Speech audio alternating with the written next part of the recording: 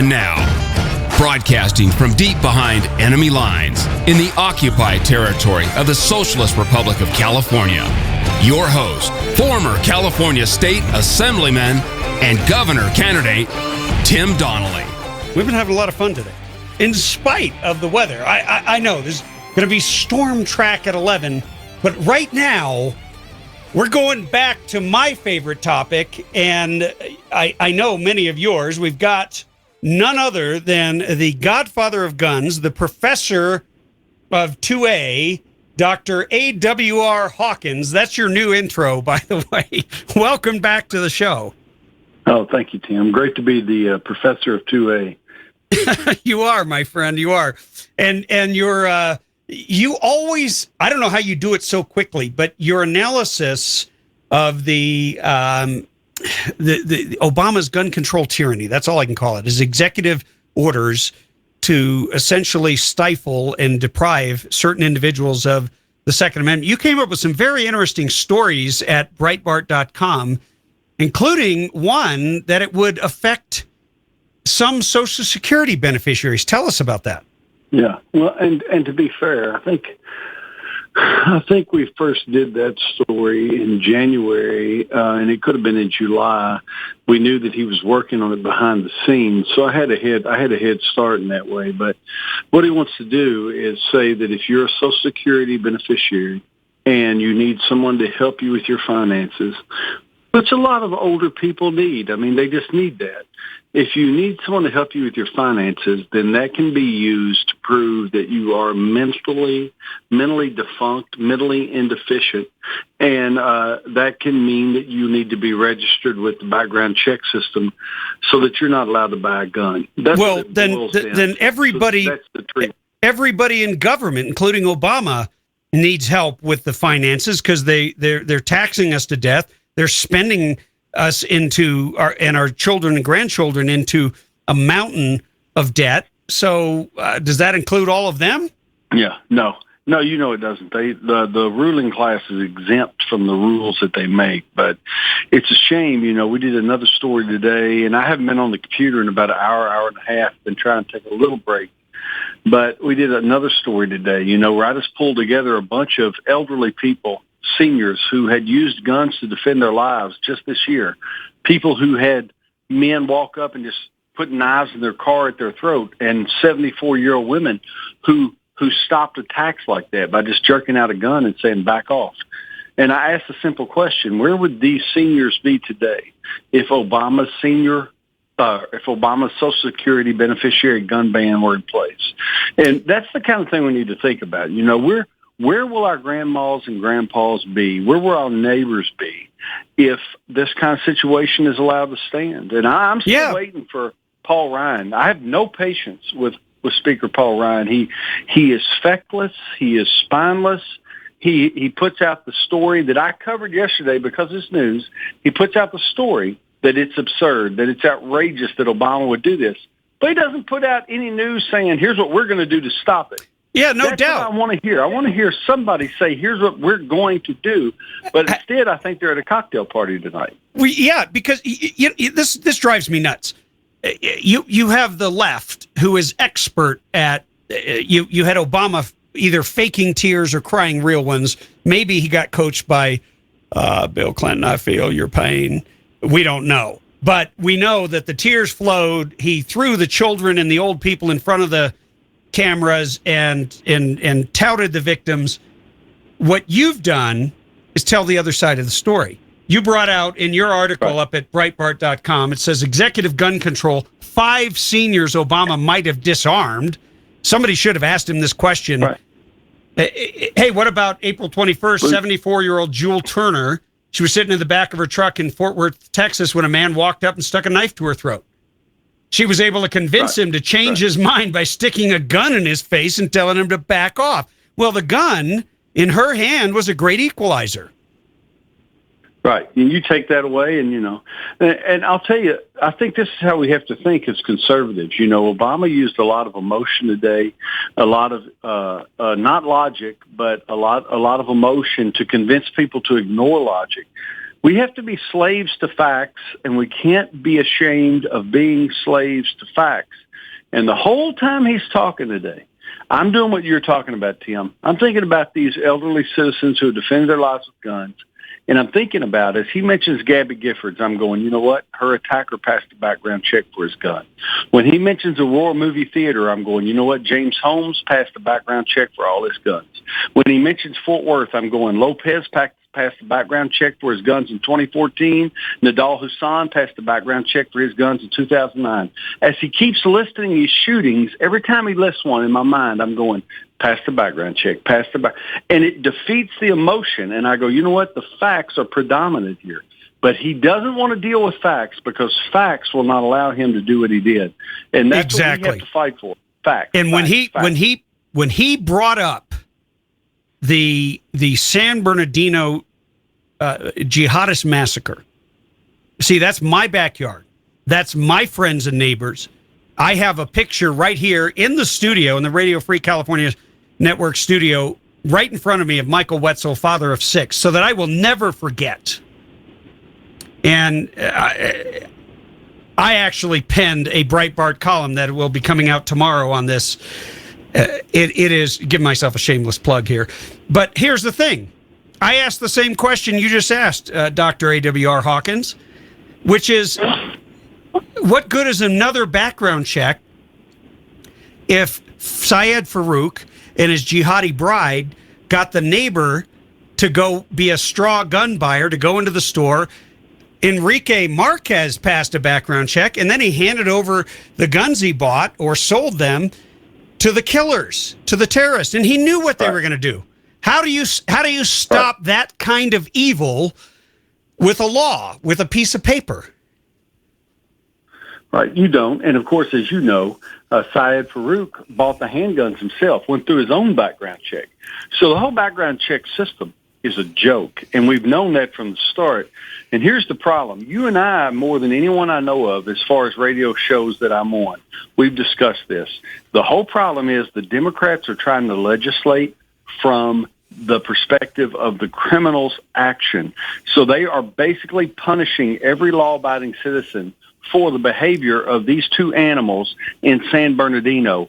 The way this should work is we go, you know what? We won't use the exception to overthrow the rule. We'll look at those two. We understand they were the exception. They broke the law. They're dead. They paid the price. We move on. We enforce the law. That's how it should operate. But instead, they try to twist everything to their benefit and punish law-abiding citizens and discourage us from buying the guns we need to defend our own lives. And I've just simply refused to be discouraged. That's it. I'm not going to be discouraged. I'm going to go tomorrow and buy a gun or buy ammo if that's what I want. I'm going to do it.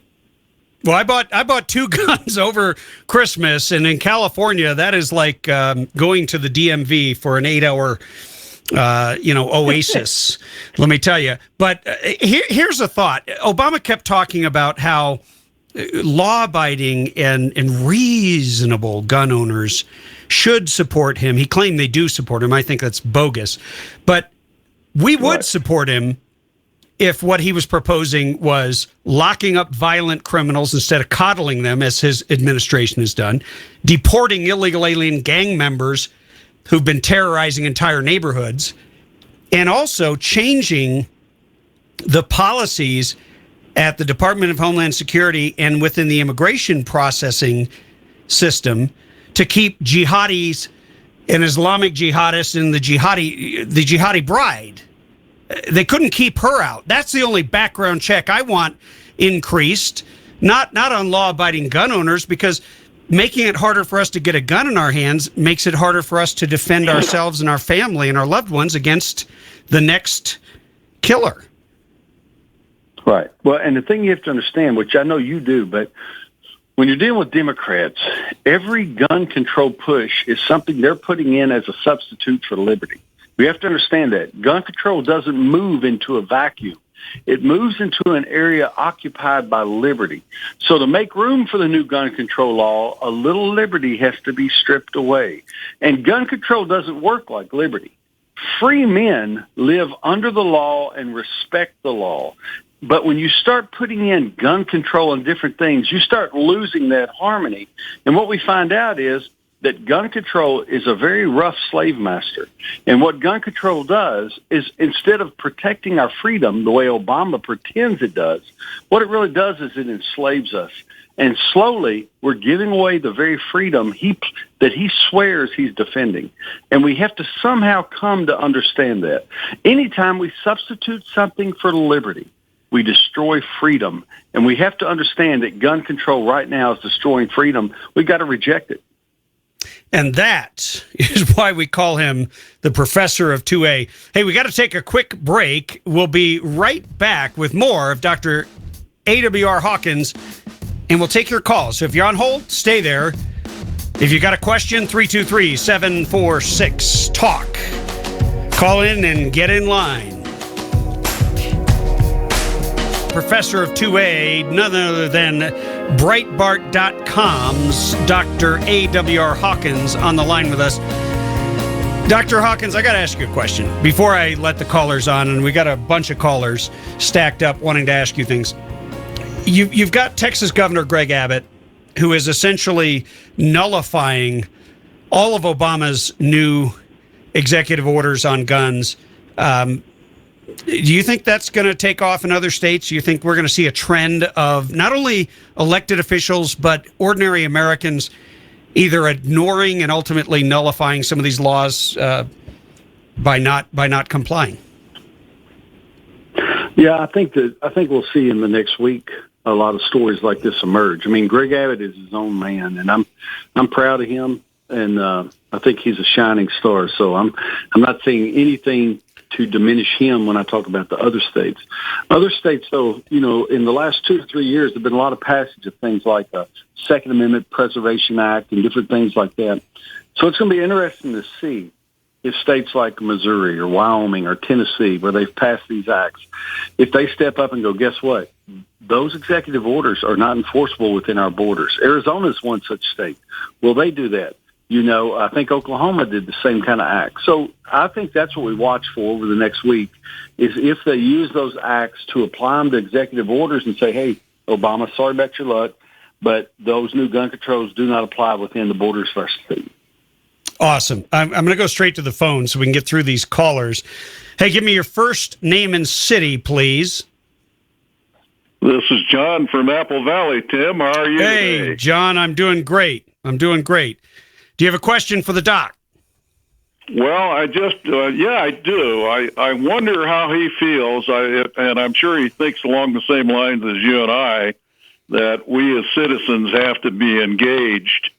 And I'm a big believer in using PopVox to let our electeds know where we stand on issues. And I might mention this, that PopVox put up a poll just the other day on the president's gun proposal.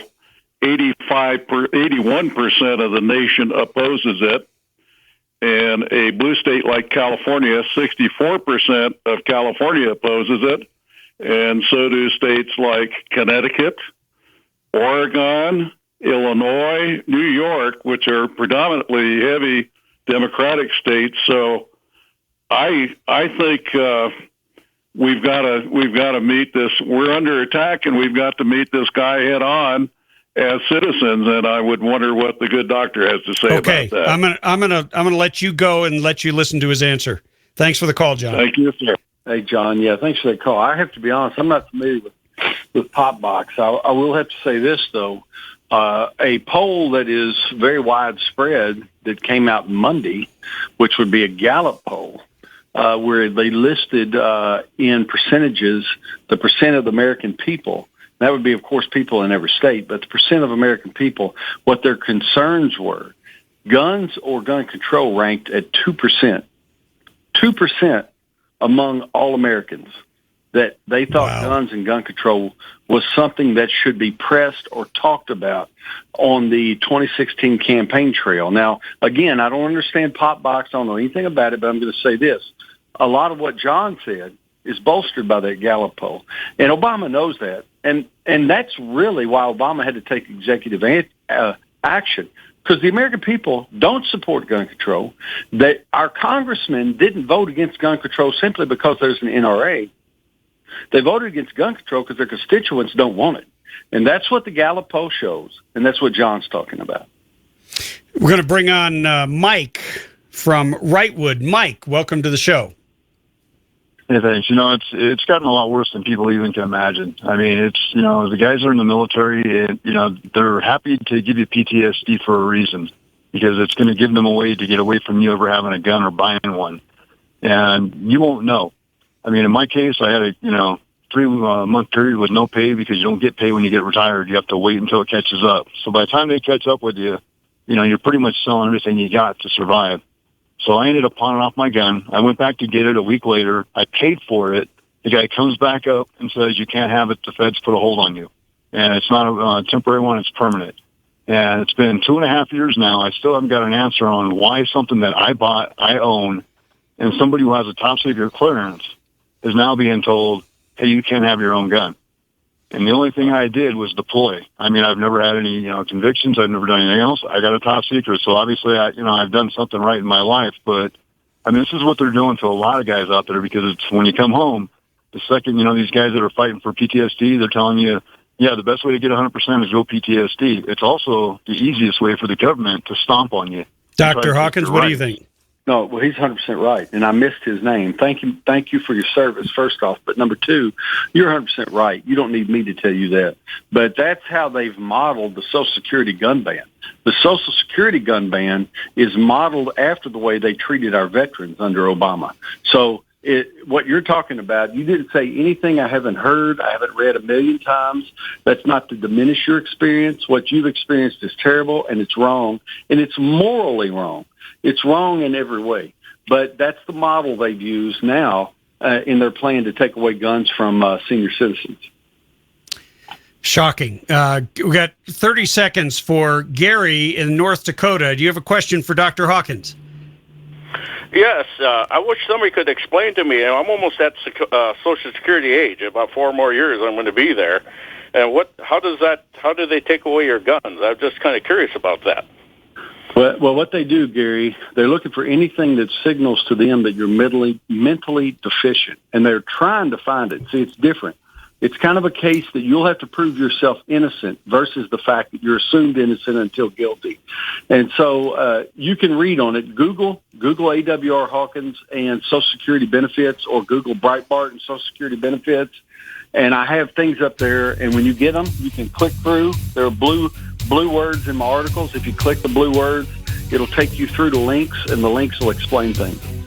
Dr. A.W.R. Hawkins, professor of 2A, thanks for coming on today.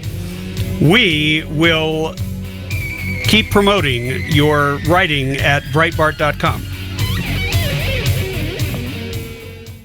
Hey, you are listening to the Radio Free California Network, and I am your host, former California State Assemblyman Tim Donnelly, and radio governor here in the state of California. We're going to be joined by none other than Politichic's senior editor-in-chief, founder, and all things good, Anne-Marie Morell. Anne-Marie, welcome to the show. Hello, Tim. How are you, Governor? I'm fantastic, governor. Enjoying this California storm watch at 11. Every time it rains in California, it's a major news story out here. It did knock us off the air for a little while, but we are back, and we are ready to take on Obama. I mean, I watched his... I don't even know how to describe it, because I call it executive tyranny. It's the only thing I can say about it. I want to roll a little bit of it and get your reaction, Anne-Marie. Yeah. Our right to peaceful assembly. That right was robbed from moviegoers in Aurora and Lafayette. Our unalienable right to life and liberty and the pursuit of happiness, those rights were stripped from college kids in Blacksburg and Santa Barbara, and from high schoolers at Columbine, and from first graders in Newtown.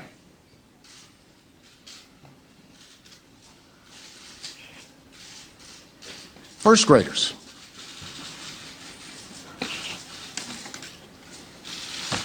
And from every family who never imagined that their loved one would be taken from our lives by a bullet from a gun.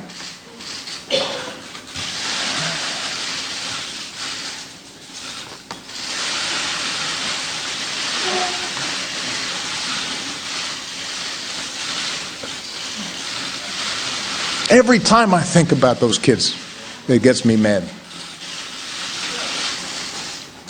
And by the way, it happens on the streets of Chicago every day. See, right there, I'm done with him. Right there.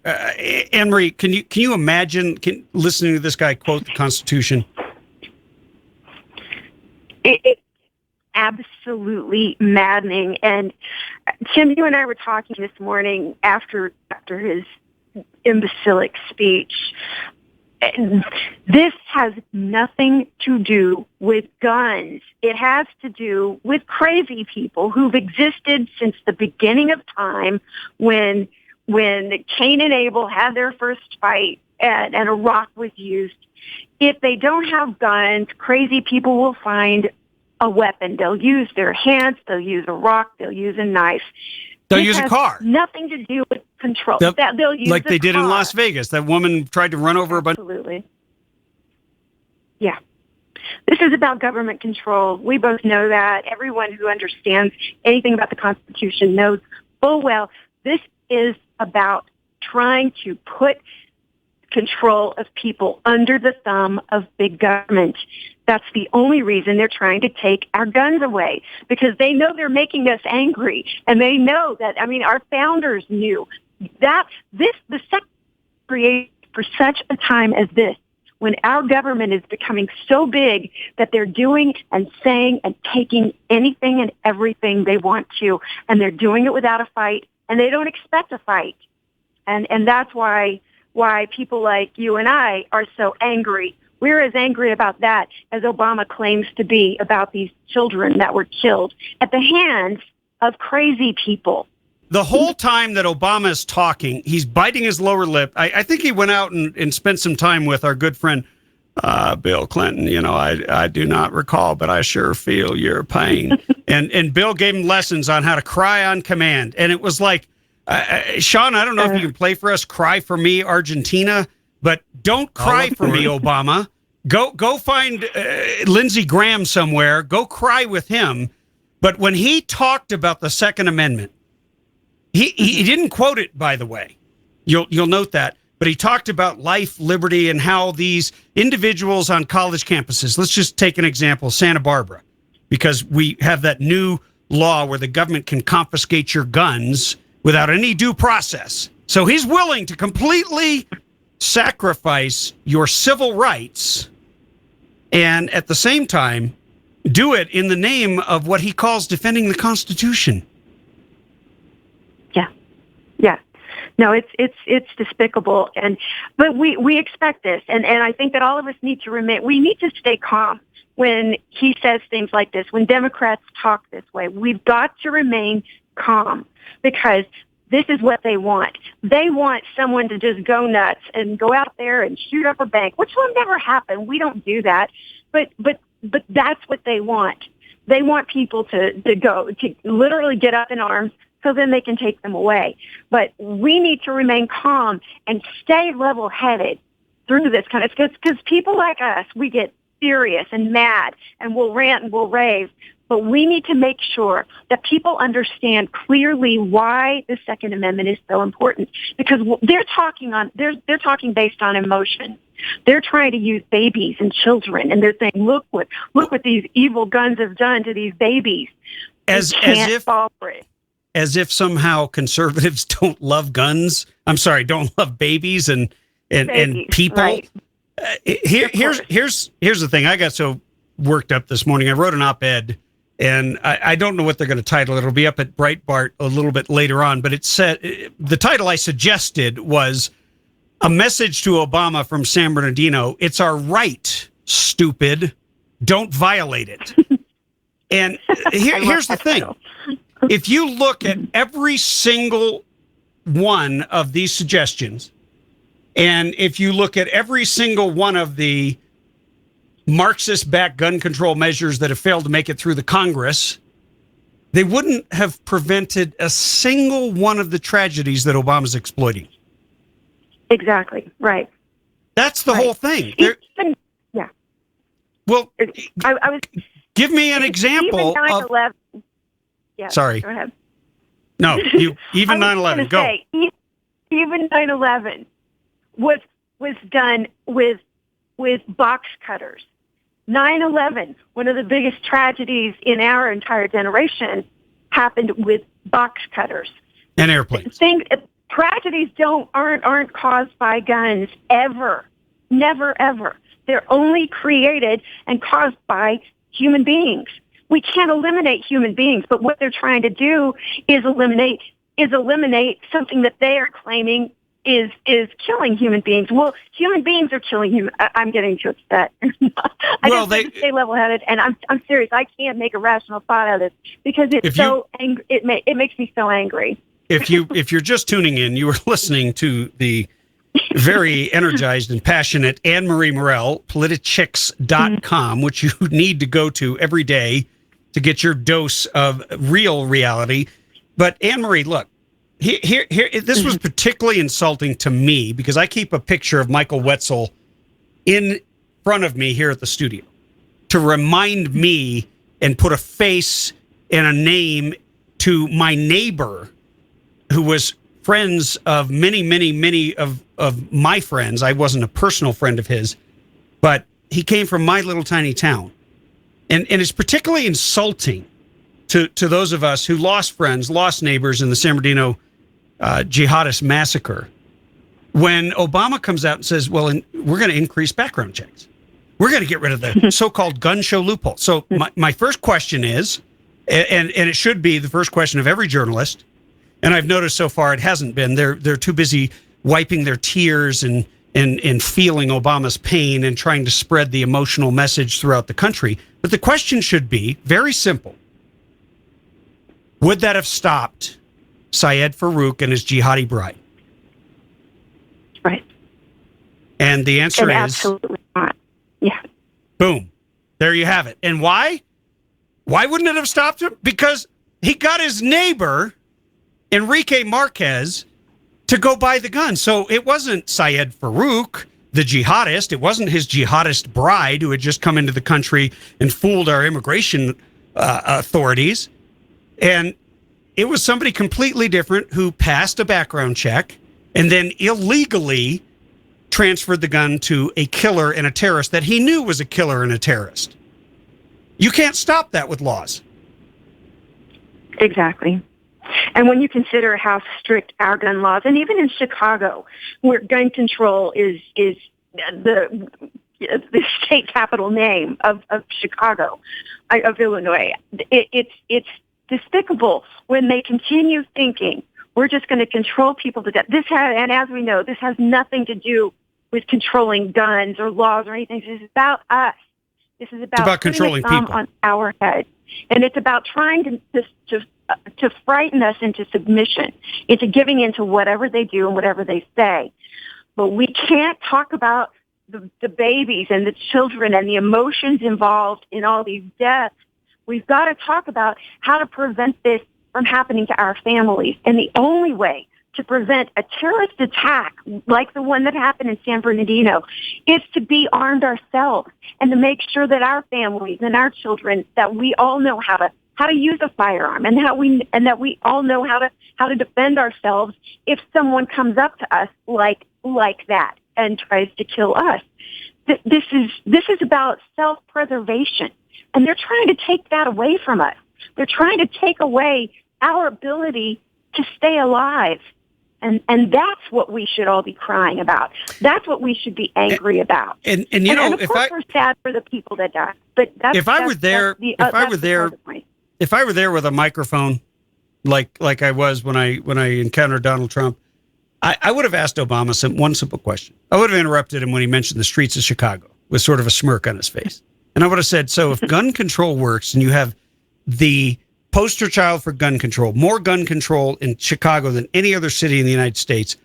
Why are the bodies piling up every day? Right. Exactly. And they're piling up in masses. I mean, the people that are dying every moment in Chicago is ridiculous when you consider if they really believe that controlling guns is what takes away guns, then they just need to look at Obama's own home state. Yeah.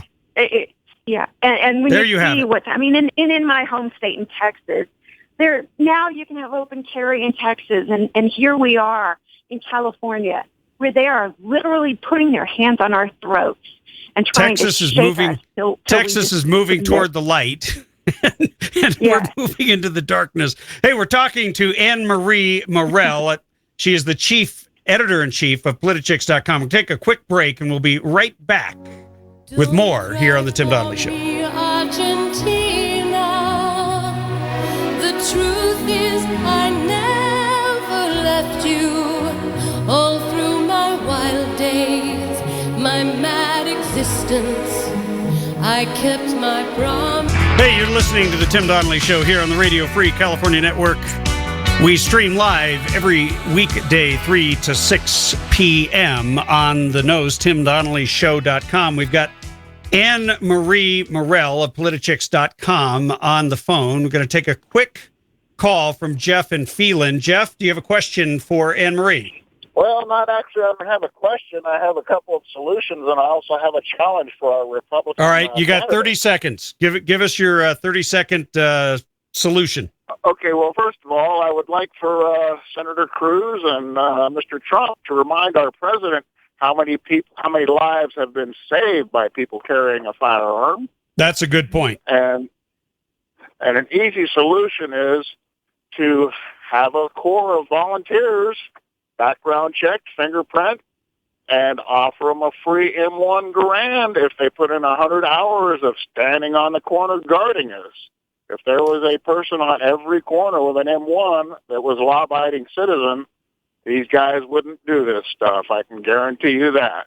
And I would certainly put in 100 hours for an M1. Well, that's about all I have to say. Thanks for the call, Jeff. That's kind of a takeoff of the civilian marksmanship program, which is when they were handing out rifles. Back then it was Springfields and whatever they were using in World War I, and then now you can get an M1 carbine, or not a carbine anymore, but an M1 Garand from the government for standing in and learning marksmanship. You have to buy it, but it's still there. Anne-Marie? I don't know if you can see on Facebook. There's some really great conversations on my Facebook page. John Wesley Nobles and Doug Willoughby are commenting on our conversation right now, Tim, and I just love this. I mean, one of them said, Doug Willoughby said, how many NRA members have been involved in mass shootings? 0. What percentage of mass shootings are in a gun-free zone? Well, of course, that's 0. All of them have happened in a gun-free zone. Everywhere where we're not protected by firearms is where all of this horrible stuff is happening. Criminals are taking advantage of gun control. Criminals are taking advantage of Democrat policies that put us. We're just little fish in a goldfish bowl while they're the big giant cats grabbing us out with their claws. That's the problem with gun control. It only works on one side, and it's not working on our side. We the people. Well, you're right. It's working on the side of the bad guy. And if he's going to use San Bernardino as an example, then you have to accept the fact that our immigration authorities suck when it comes to rooting out jihadists. There's a lot they could do to improve that, but Obama's not suggesting that. The jihadist next door that Syed Farouk was, the guy who drove around this community that I'm standing in and did his job on a daily basis. Who knows if he had decided to identify one of our little parts of town to commit his mayhem in. But the bottom line is gun control ain't going to protect you from anything like what happened in San Bernardino. That's right. You're absolutely Anne Marie right. Morel, sorry to have so little time with you. It always goes so fast because you're awesome. Politichicks.com. Check it out. We're going to be right back with John Cox and his NASCAR reform. Yeah, you'll be wondering what that's all about. Hey, if you're just tuning in, you are listening to the Radio Free California Network. I am your host, Tim Donnelly, former California State Assemblyman and radio governor here in the state of California. And you might wish I was not only real governor of California, but maybe even president after what Obama did today, using his executive order to commit executive tyranny toward the Second Amendment. But we're going to switch topics. We're going to revisit that with Dr. A.W.R. Hawkins, who, by the way, I have now deemed as the godfather of guns, the professor of 2A, and he will be coming up at the bottom of the hour. But right now, we're going to switch topics because I happened to get something in my inbox this morning that made my heart sing. And no, it didn't make me sing "Don't Cry for Me, Obama." That was only brought on by his speech. It was a reform measure being pushed by a man who is no stranger to this. He is very passionate about reforming government and returning accountability. Came up with an idea that is got a catchy name. It's called NASCAR. And if you don't know what that stands for, it is Name All Sponsors California Accountability Reform. Basically, force all California legislators and constitutional officers to wear their sponsors like a NASCAR emblem on their clothing. It is the brainchild of John Cox, who is a successful businessman from the Chicago area who has now made his home in San Diego, California. John, welcome to the show.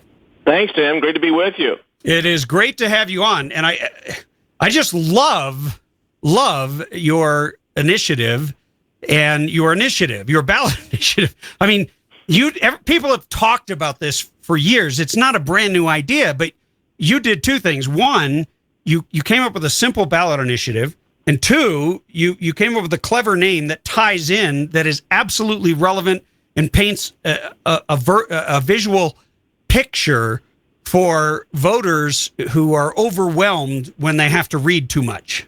Well, the voters of California know what's going on. You were in the assembly, Tim. You know, these guys basically sell their vote. They're bought and paid for, and it's either big business or big unions or environmental extremists or some group with an axe to grind.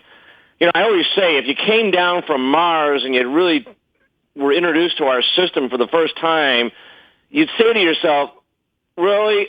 You mean people who want something from government fund the campaigns and staff the campaigns of the people who make the decisions on whether they get this stuff? On what planet is that not the most corrupt thing you've ever heard?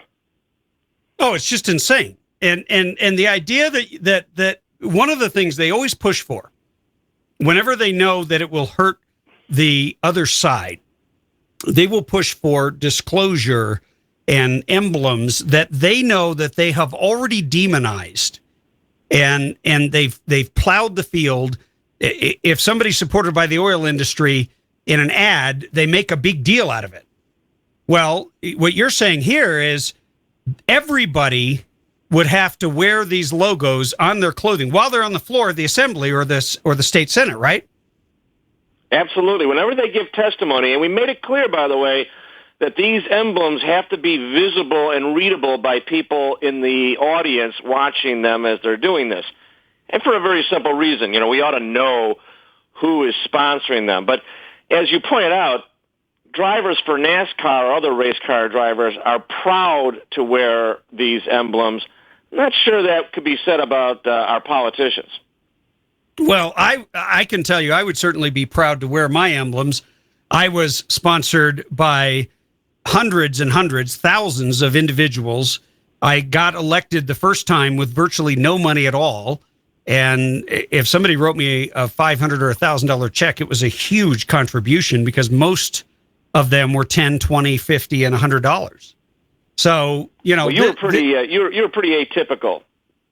Well, no, I realized that, and as I became an assemblyman, I had a lot of these different PACs donate money to me, and it would certainly, if you had to wear their emblem publicly, it would make you pause before accepting the contribution. One example I'll give you.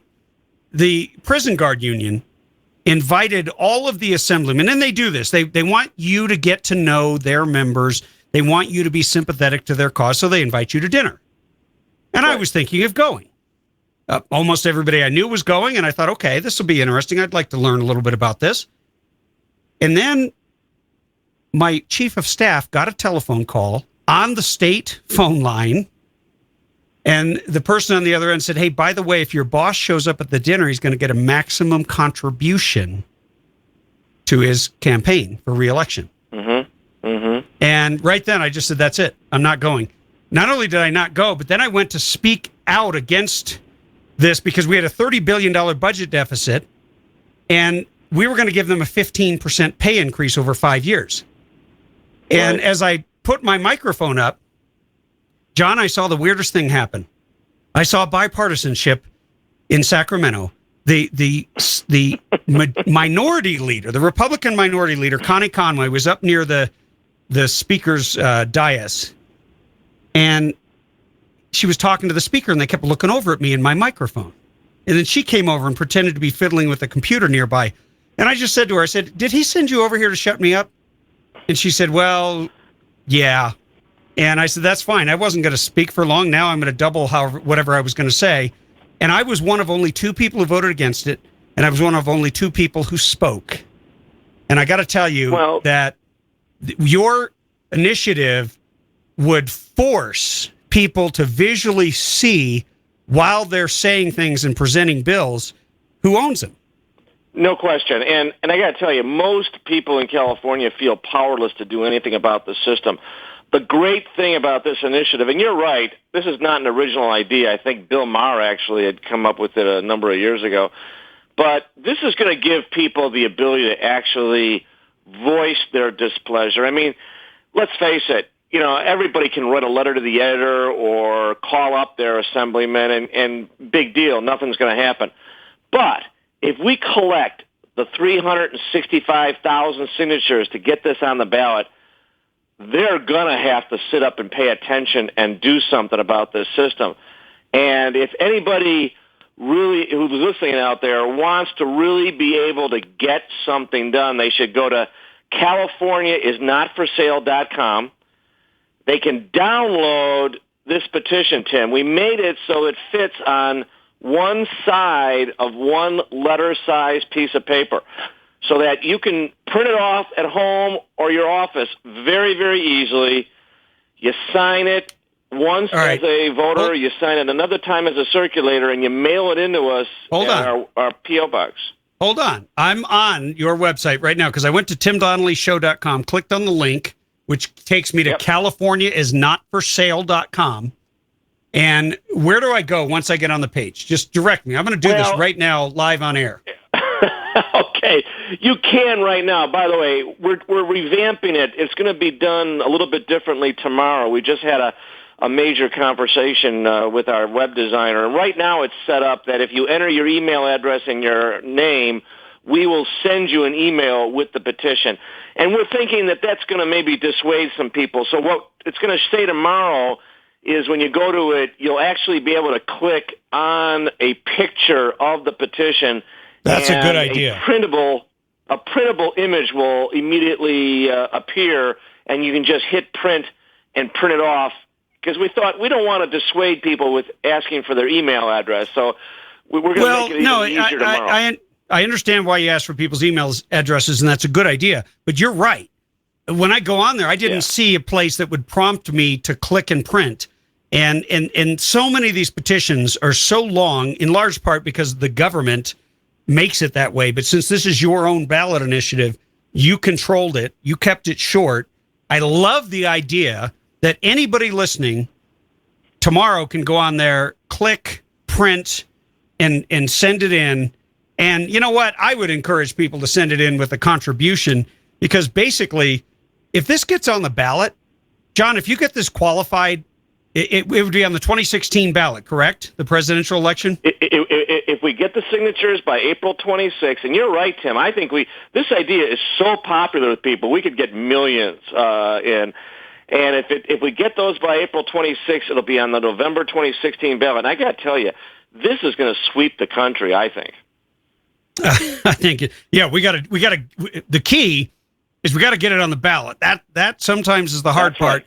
But see, then when they decide to spend against you, they're going to have to come out against 17 other bills they've passed through the elections committee that I was once vice chairman of that require disclosure. And they're going to have to stand up and speak out against transparency and disclosure.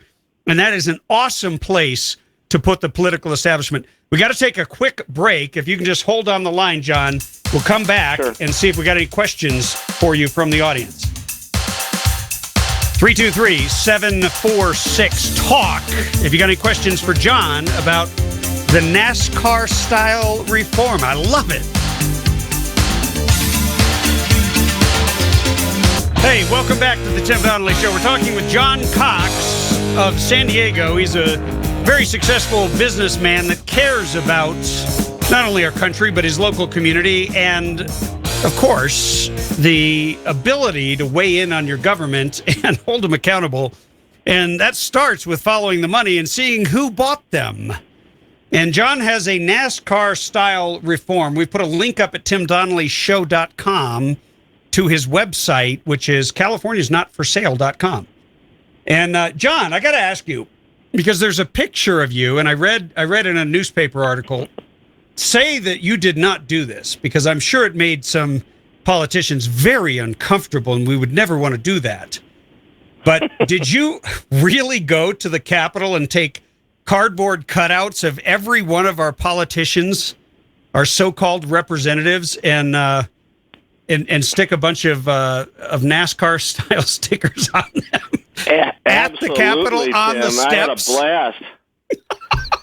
Actually, man, I wish I'd been there. That is so awesome. You'd love it because Bob Hertzberg, you know who he is, right? Oh yeah, I'm looking at his mug now on your website. Yeah, he came out and he just thought this was hilarious. He's sitting there laughing. He's taking a picture of himself standing next to his beautiful mug there.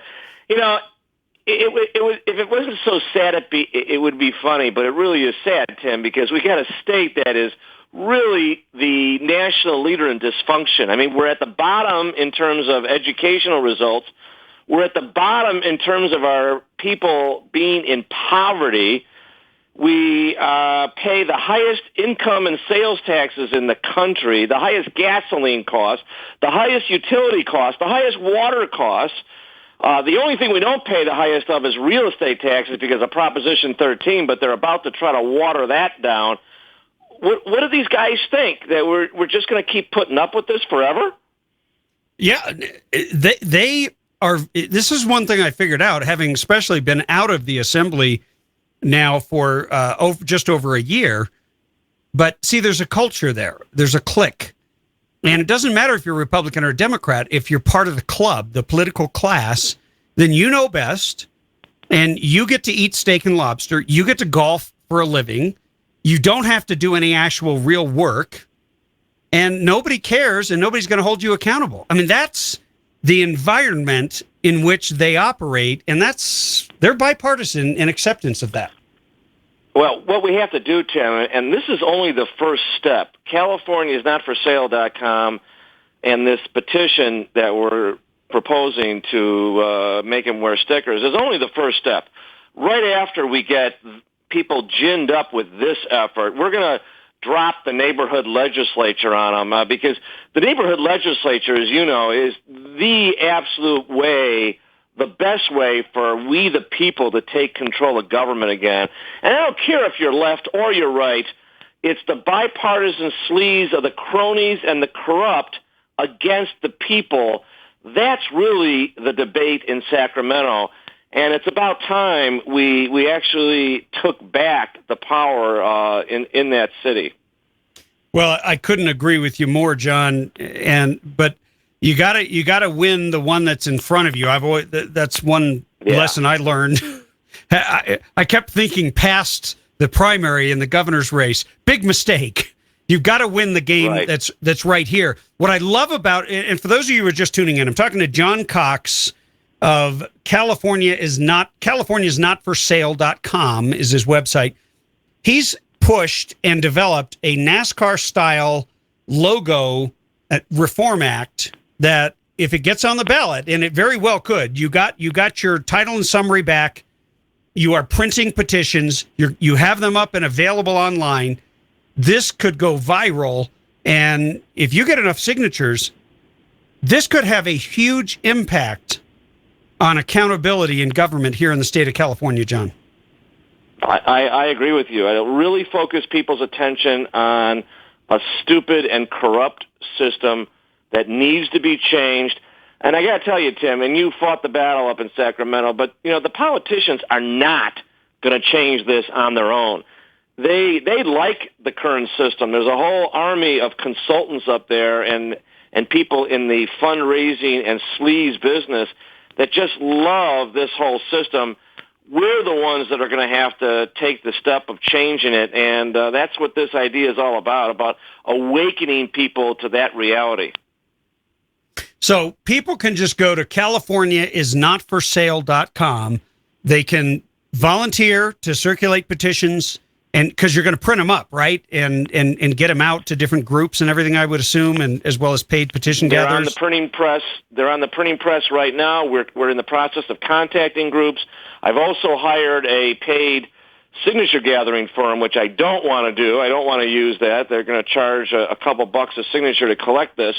I'd rather obviously save that money for the campaign itself. But we're going to try to do both. We're going to try to do volunteers as well as paid signature gatherers. Well, I hope that you'll be willing to come back on and update us on your progress, because this is the first idea I've heard about in a long time that I think not only could qualify, but could easily win at the ballot box. John, you've got a winner on your hands, in my opinion, and something that would be good for everyone.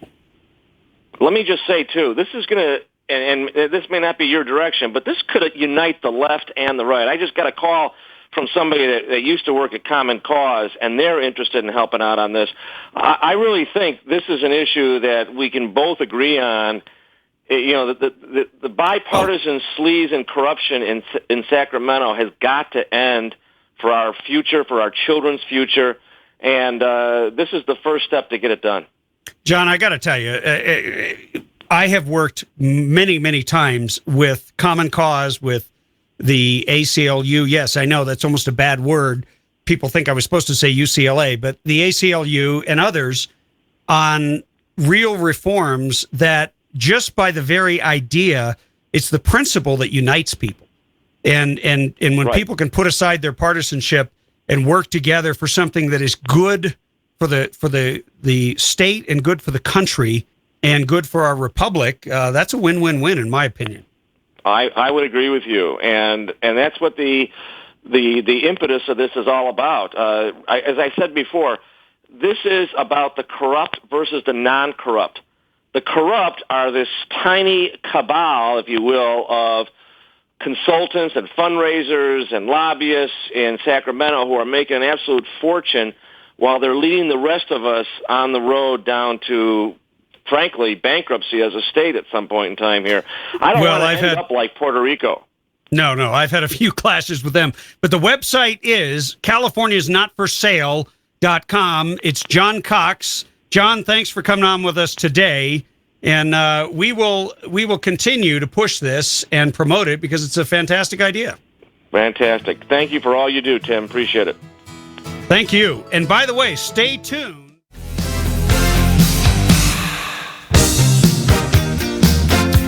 If you have just found your way to the Radio Free California Network, well, shame on you. You missed 2/3 of a great show, but you're here just in time because we're going to pick apart the Crier-in-Chief's tyrannical plans with his executive gun control orders, executive orders on gun control, whatever, however you want to spin it. We're going to take a quick call before we dig into that from Orange County. Welcome to the show. Hello, Tim. How are you? Hey, John, I'm doing great. How about yourself? Doing well. Doing well. Still breathing, and making it through here. Trying to figure all this silliness out from the president and our own state idiots up there at the Capitol, where you used to have fun trying to fight them.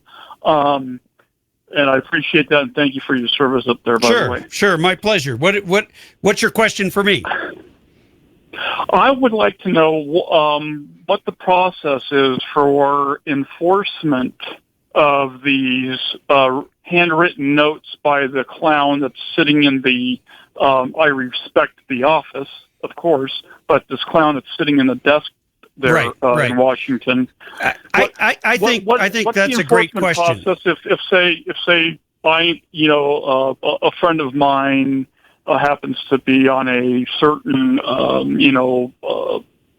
antidepressant, and is forced to tell the FBI about that. What happens then? Does the FBI then contact the local police department, and they come and knock on the door and say, we have a warrant, or we have a note from the president that says we're going to come and No, I don't think it's going to be I don't think it's going to be anything that direct. As you know, one thing, just here in California, they have the Armed Prohibited Persons List, which is just like the no-fly list. It contains a whole lot of people that shouldn't be on it.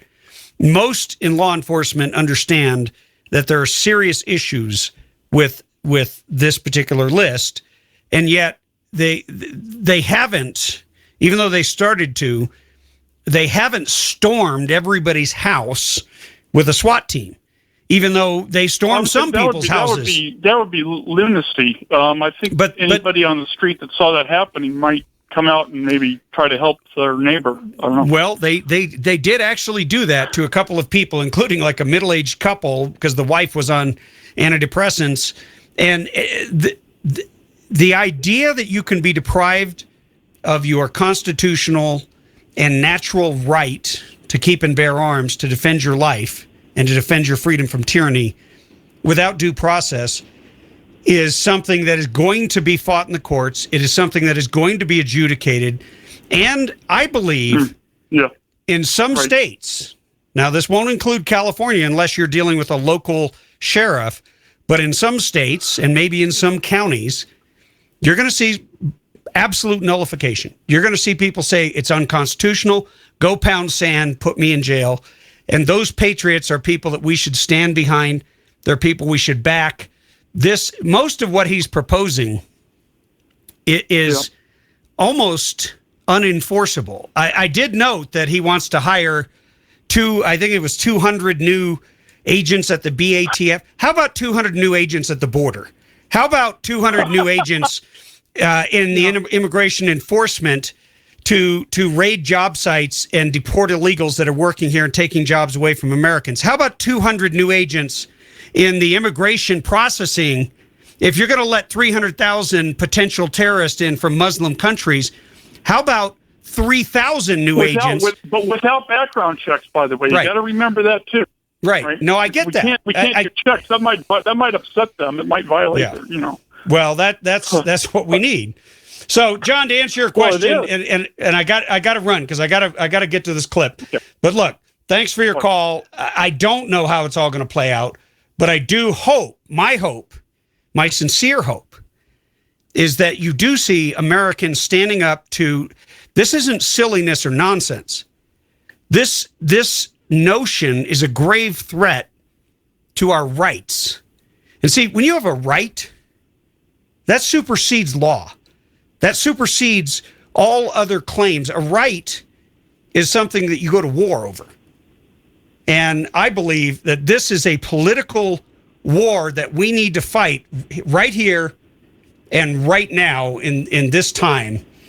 But without much further ado, I want to just roll you a little bit of the mocker-in-chief, the crier-in-chief. I can't call him president because he has no regard for that office, and he hates the Constitution, and he, above all, He hates American patriots.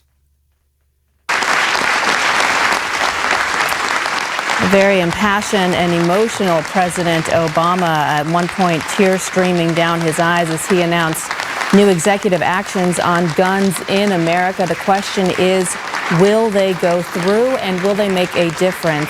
Richard Socarides is a former senior advisor to President Bill Clinton and head of public affairs for Gerson Lerman Group. Saul Cornell is a professor at Fordham University and a Second Amendment expert. And actress Melissa Joan Hart is part of the Creative Coalition for Safety for Every Town for Gun Safety. Meredith Shiner is back with us. She's a political correspondent for Yahoo News. She's joining us in Washington, D.C. Meredith, I don't think I've ever seen the president get quite so emotional speaking before the public, especially on an issue that we know is quite personal for him. He was addressing the Newtown massacre. He said, every time I think about those kids, it gets me mad. That was probably his most emotional moment. He talked about these actions as being common sense gun safety actions. Can you go through what he just announced? Yeah, so I think there's the emotional element to it, and then there's the practical element of what he actually can do, both legally and from a resources perspective. So from the emotional element, I think the thing that was most notable to me, he opened talking about Gabby Giffords, who received a standing ovation when she walked into the East Room. And I was in Tucson the week that Gabby Giffords was shot, and I covered his speech at the University of Arizona in their giant gymnasium there. And I remember distinctly thinking at the time, that this was not a way that he ever imagined that he would fill a college gymnasium. And I think that when you listen to this speech today, I'm going to stop it right there. I don't know that he ever imagined that combating mass shootings and gun violence would become, when she mentions Gabby Gifford, the serious defining cause of his administration. When she mentions Gabby Gifford, as Dr. A.W.R. Hawkins informed you, if you were tuned into the earlier segment, and if you missed his segment, you need to tune in tomorrow to the previous shows, to our podcast. The shooter of Gabby Giffords passed a background check. Additional background checks aren't going to stop that from happening. So if your action, in this case, your executive action, is not going to lead to preventing the tragedy that you have just referenced to gin up everybody's emotions. And note, he mentioned Gabby Giffords. He mentioned San Bernardino. He mentioned Fort Worth. He mentioned Santa Barbara. Every single one of these individuals, Aurora, Colorado, the shooting in the movie theater, every one of them passed a background check. Except San Bernardino, even though he passed a background check for his pistols, he was worried about buying the so-called assault weapons. So there, he had somebody else go take the background check for him. If people are hell-bent on committing mass murder, the only way to stop them is at the point of impact when they're trying to commit it. And that means you've got to make it easier, not harder, for law-abiding Americans to exercise a fundamental natural right. And that's it. We're going to take a quick break.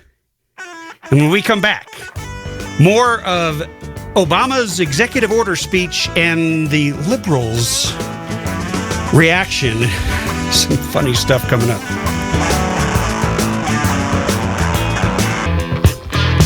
Hey, welcome back to the show. We've been playing you the aftermath of the... I watched the thing on CNN, okay? I just got to walk you through it. So I get up this morning, and the first thing I should have done is buy some gun stocks, not actual stocks for firearms, but the actual stocks on the New York Stock Exchange. Everything else seemed to go down, but the gun stocks went up because, once again, Obama is the greatest salesman for guns in this country because he wants to take them away. And Americans are understandably agitated at the idea that something that is legally available for sale, something that they have a constitutional right to, which merely acknowledges an previously existent natural right to defend your own life and your freedom from tyranny. But be that as it may, I sat down and forced myself. I got a cup of coffee. I clicked on the link. It said live, breaking news, and I watched it on CNN. And it was weird. You had Obama at this really awkward angle, almost like his whole body was closed off to the camera, like he was looking at the American people and saying, F you. And he's in this awkward pose, and he's got a bunch of victims around him. And that's not unusual. I'm sure Bill Clinton helped coach him a little bit. But the way he was talking was like when you're talking to someone who disagrees with you. You don't have strong facts. You don't have a strong argument. You can't come out boldly and make the case in 3 minutes, close it, give an example, and walk away with thunderous applause. Instead, he just kept begging the question. Every rhetorical bone in my body was on edge because he just seemed so defensive. And everything he was talking about, everything was strictly emotion. It was emotion-based. There was no, hey, I'm here to talk about the law and the Constitution. He did mention what a great constitutional law scholar he is. And I think a lot of people chuckled in the room. But he mentioned the Second Amendment. He said, I'm for the Second Amendment. I'm in favor of it. I've always been in favor of it. It's in the Constitution. This is not leading down a slippery slope toward confiscation. And yet he's just lying through his teeth. Because when you look at what he's proposing, and when you hear the behind the scenes administrative outlay of how this is really going to affect real people. You heard Mike from Wrightwood, and Dr. A.W.R. Hawkins confirmed that there are hundreds of thousands. Well, well, let me not state that, but there are countless stories. Let me say that of veterans who suffer from PTSD because they serve this country, and they get their guns taken away and lose the right to buy a firearm. These are people we trusted to defend this country. And now we don't trust them to defend themselves and their families. That's effed up. That's just wrong. Obama's not talking about that. But the real implications of this extraordinary power that he has, that he's abusing. And CNN assembled a laughable panel. The only one that gave me any hope was Melissa Joan Hart, who is at the end of this segment. She actually follows me on Twitter and is a Republican, and she makes sense, even though she does associate herself to this group called Everytown, which Dr. A.W.R. Hawkins has told us all about. They're funded by Michael Bloomberg, and they're all about gun control. But her thing, and you'll hear it, is a real conservative's answer, which is she has a passion for getting moms together to discuss risk. Now, this is something I thought about. It's the reason I bought my first gun. I didn't want my kids going to somebody's house, finding a gun. You know how kids, they get into everything, especially when they're like 10-year-old, 12-year-old boys. Finding, the parent's gun in a nightstand and pointing at somebody and pulling the trigger, because that's what kids do. Unless they've been adequately and properly trained as to how to handle and care for a dangerous weapon, because every firearm is a dangerous weapon. Its purpose is to kill and destroy whatever it is pointed at and fired at. And so her thing is getting moms to actually just discuss the risk the same way they discuss the risk of having a swimming pool present at a home, or individuals of certain ages, et cetera. Every risk that a parent would want to protect their child against, simply discussing it, finding out if the guns are secured, And of course, there's a myriad of laws requiring you to have a safe, requiring you to keep guns out of the hands of children under the age of 18, et cetera, et cetera, et cetera. So all this stuff is already in law. She's not proposing new laws, thank God. But the person that they brought on to be the gun expert, the professor of 2A, I wish you could see his picture. He looks like a Central Casting sent somebody down who was the science professor who's never held a gun or even seen a picture of a gun in his entire life. Let me roll a little bit more of this footage so that you can enjoy the abuse from CNN. Other than thinking about the children who have died under, a country that was under his watch, was that he concedes that no changes will be made in his administration, that even Republicans who supported gun provisions before he became president no longer do so because there has been this key partisan conflict between Democrats and Republicans on the issue.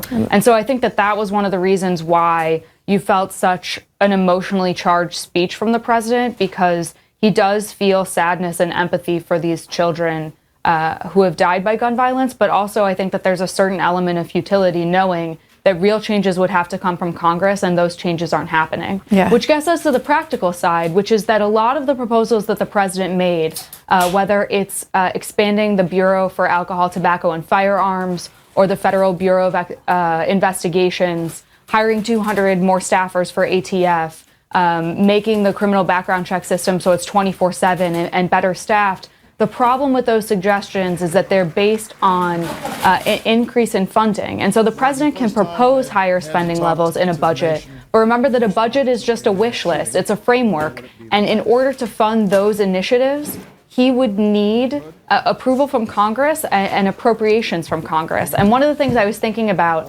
when we were talking before his speech is that you mentioned the executive orders on immigration. One of the reasons he was so successful with that is because the agency that oversees the immigration and the status of undocumented parents to legal citizens, it's completely fee-based. So it exists outside of appropriations, and there is no way for Congress to defund that initiative. They could only challenge it in the courts. Here, you're already seeing Republicans saying that they're going to challenge what he's proposing in courts. But I think the more legitimate question is whether or not he can actually find the resources to implement what he's proposing, because mostly it's just a stronger enforcement of what already exists and not any sort of new proposal. And as we know that the immigration executive action is now being held up in court as we speak, Professor, we know that the NRA has said that they're going to be picking through every single word of the speech with a fine-tooth comb to make sure that in no way is it violating the Second Amendment. Is there anything that you heard in what the president said that does?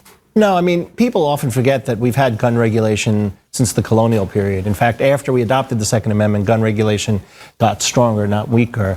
Everything that the president is talking about is within the well-accepted parameters of what you can do. I mean, the founders believed in liberty, but they also believed in law. And in fact, they believed that liberty without law was anarchy. So I think, Professor, as a professor, when you actually take the time to study what they... Well, we're going to take a quick break. We will be back with more, including your calls, 323-746-TALK. Tim Donnelly, former California State Assemblyman and radio governor here in the state of California, talking with you about the feckless response by reporters. You know, the president doesn't know or understand the Second Amendment. That was clear. I bet if you asked him, he couldn't quote it from memory. It's 26 words. It's very simple. A well-regulated militia being necessary to the security of a free state, the right of the people to keep and bear arms shall not be infringed. When you understand the power that is imbued when a government acknowledges that the sovereign power belongs to the citizens, to the individual, it's extraordinary. Because as Dr. A.W.R. Hawkins mentioned in his interview, this doesn't happen in a vacuum. If Obama is taking away your rights, he is taking away liberty. He is impeding, maybe infringing is a better word. I'm not quite happy with the word choice, but he's stripping away and limiting freedom. Doesn't matter whether you agree with him or disagree with him, that's a fact. And it was a little disappointing on the break. I was reading Twitter and read Melissa Joan Hart's comments, which I certainly applaud her for her efforts to prevent accidental gun deaths, not by passing new laws, but just by engaging individuals to educate their children. But here's her tweet about 10 hours ago. It's a good day. Choose love today. President of the United States took historic action to help stop gun violence. Say you're with him. Well, not many people did say they're with him, and he didn't take any action. So I'm going to tweet her back and say, hey, so exactly what did he do? Because that is the question. And not one single action. He kept pushing harder and harder and harder on expanding background checks and hiring more agents to be federal agents in the BATF, the Bureau of Alcohol, Tobacco, and Firearms. Well, that's not going to, none of that stuff's going to make anyone any safer. You could hire 2,000 or 200,000 new agents in the BATF. You don't need them there. You need agents on the border. You need agents at the airports. You need agents inside the immigration mechanism, the bureaucracy, who actually have brains, who will run background checks, who will look on the social media, who will determine that a jihadi bride like Tashfeen Malik, by reading her Facebook page, which is not a complicated thing to do, shouldn't be let into the United States. And maybe my friends and neighbors would be alive. That's one action that could have been taken place or could have been proposed that would prevent future jihadis, future terrorists, future murderers from killing people in the name of their ideology. But they don't talk about any of that stuff. They're just so happy that he got so emotional and he's so amazing. Listen. The rhetoric that you hear in the press and from pundits and what actually was going on when they wrote the Second Amendment. I mean, they were not against government. They were not against law. And President Obama is really just talking about interpreting laws that Congress has written in a more sensible way. I mean, one of the perverse things we've seen is after these shootings, people go on splurges and buy a lot of guns.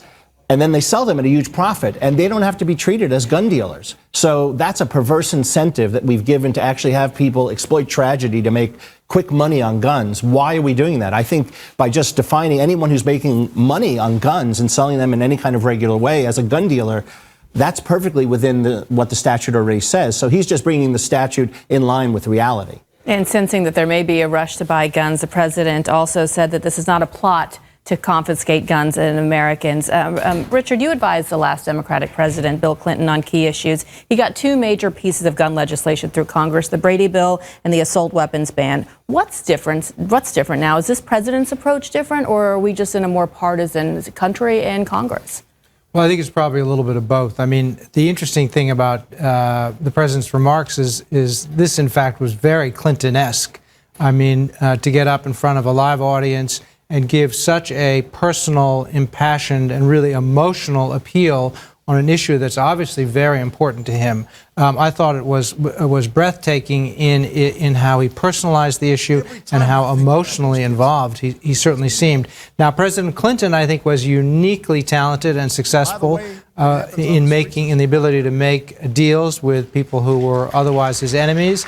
And but it was certainly a partisan time then. I mean, you're looking back on it now, you know, you're certainly the president was impeached, right? You don't get much more partisan than that.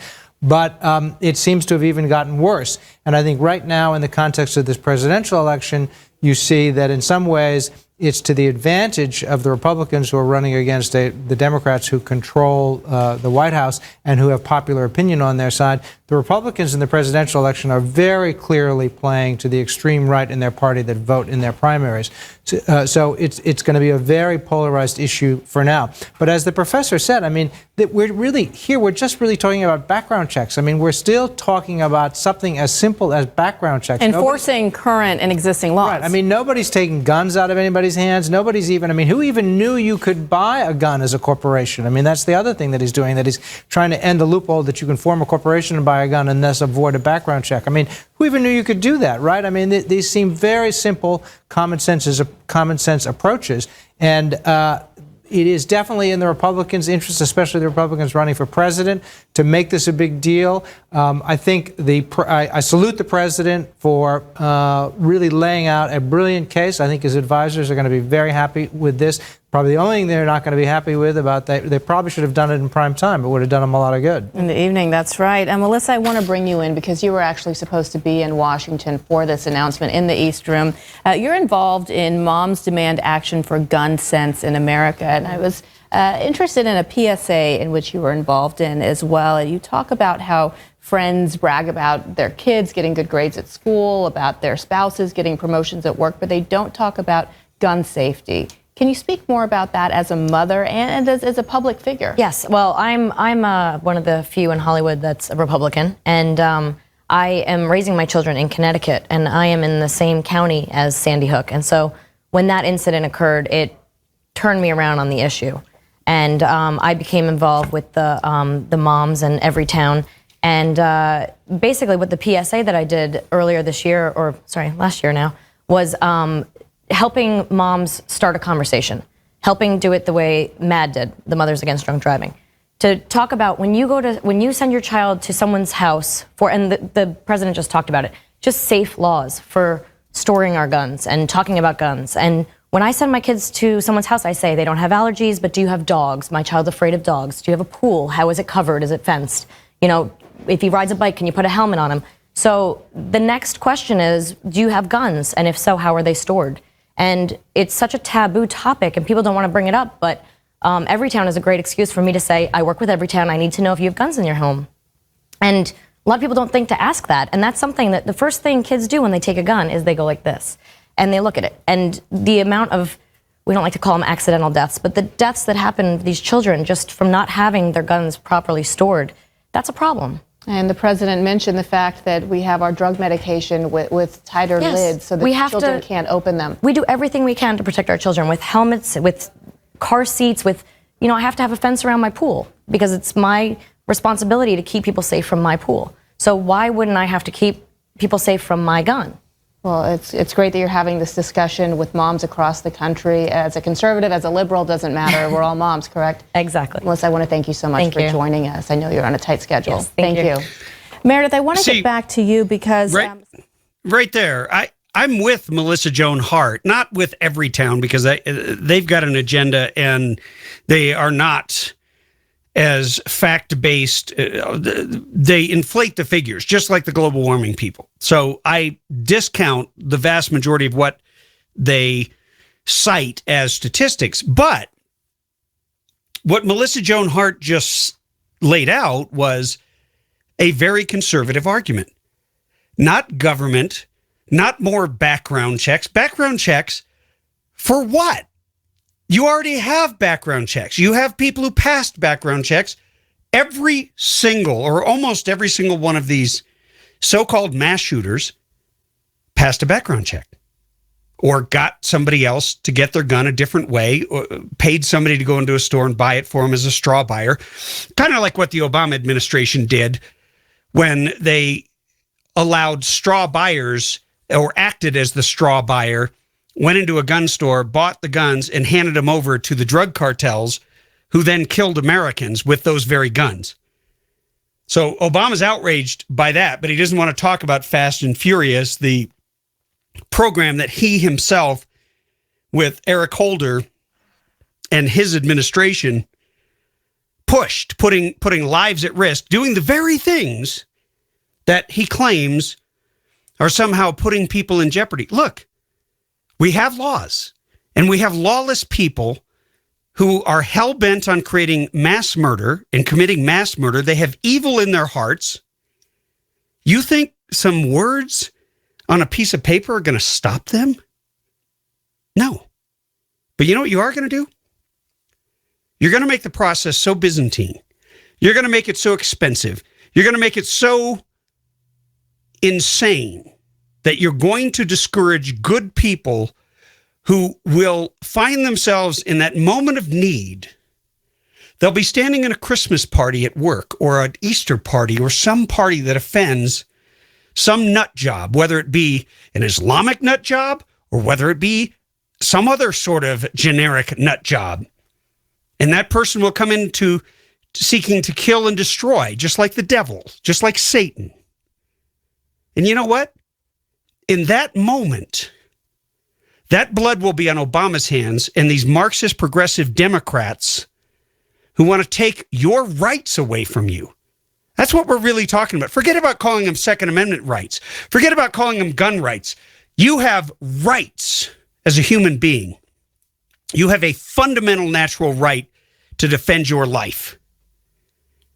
And your government, headed up by Barack Hussein Obama, wants to limit and diminish and weaken and ultimately decimate and destroy your right to life. That's what this is all about. 323-746-TALK. Final segment coming up.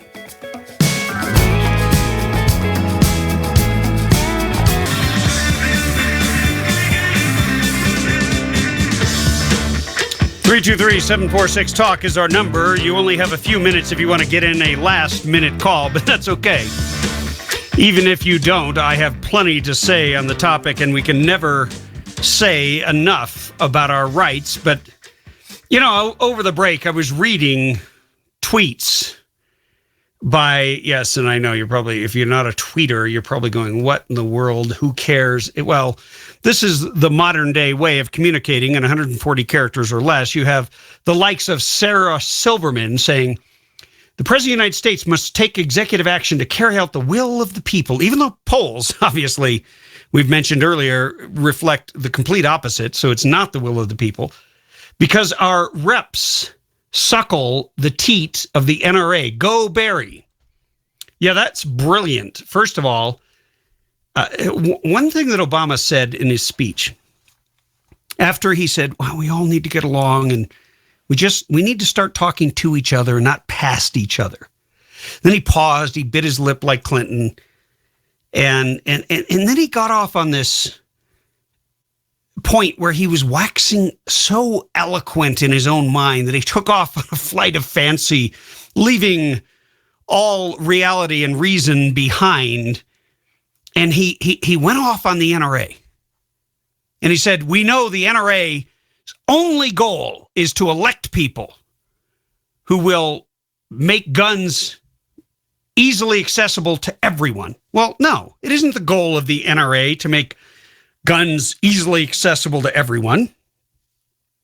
It's the goal of the NRA to make the Second Amendment, first of all, to protect it. Second of all, it is to keep the government from infringing our right. We already have that right. The NRA is simply seeking to protect it. Now, the government, through the elected body of the people, does have the right to infringe it to some extent. They have the ability to determine that people with certain conditions have lost their right. That's a discussion that we have as a people. That's a legitimate discussion that we have as a people. People can lose their right and they can regain those rights. People that go to prison lose the right to vote, but they can petition for it and get it back. Many of them lose the right to own guns and they can petition for it and sometimes get it back. But here's the thing. That's incumbent upon, first of all, their behavior. There's a consequence to their behavior. And then there is some sort of a remedy, some sort of due process, some sort of understandable and appropriate manner in which we protect this fundamental natural right, which is so important, and yet protect the public. from people who deservedly have lost their rights, sometimes temporarily and sometimes permanently. But that process is already in place. The only problem is reasonable laws, and you can throw gun control in there if you must, but reasonable doesn't apply to those who are insane. And the insanity of a Syed Farouk, the insanity of an Adam Lanza who wants to go kill first graders, the insanity of those who wish to commit mass murder, the evil that lurks in their heart cannot be stopped by any government. The only thing we can do to stop them is to end them. And we have to end them right then, right there, with equal firepower. And this president wants to deprive you of your ability to do that. Thanks to Sean McNeil, Chief Engineer, all of our sponsors, and you. God bless you and Godspeed. Tim Donnelly Show, out.